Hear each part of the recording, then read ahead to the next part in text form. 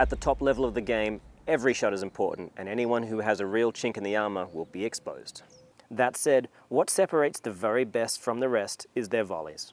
More specifically, the speed in which they react and the effectiveness of their volley.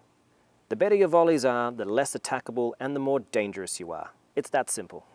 So, what makes a volley great? Well, sometimes it's raw power, sometimes it's great touch. It depends what's needed, but for the purposes of today's lesson, we're going to be talking about the initial attack and the normal exchange that follows. Keeping a compact volley stroke is much more difficult than it seems. The desire to put maximum power on the ball is overwhelming, and as such, the size of the volley swing length is generally too large. If this describes you, then there's a good chance it's not because you lack power. It's that you're too far away from the ball to be efficient at creating power. Whether you're too far from the ball vertically or horizontally, what's important here is your shoulder's proximity to the contact point. The further away it is, the slower you'll be. The closer it is, the faster you'll be. It's that simple. What do you think about when you're attacked? Just get the paddle on the ball, right? Do you ever think about your footwork or your body height? Probably not.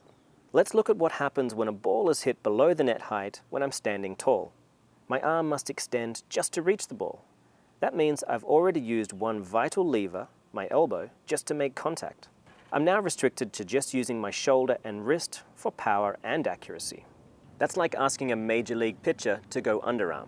They could do it, but they'll never get the same power without the complete kinetic chain. That means the elbow. Now let's look at the technique I can use when I drop my body height. Notice how my elbow can now float higher than before relative to my body. That allows me to keep it loaded to create real punching power, utilizing the tricep as well as the shoulder.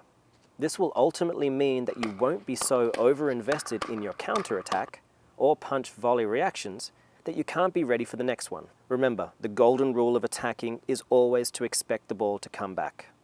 This applies to counterattacks also. There's no better feeling in the game than winning a fast volley exchange that lasts for a dozen shots.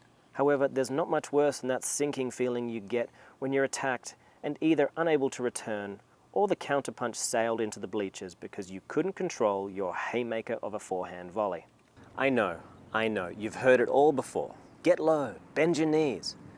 Being quicker to the ball and being able to reach far into the kitchen are normally the best arguments for it, but today I've presented yet another reason that dropping your body height is absolutely necessary.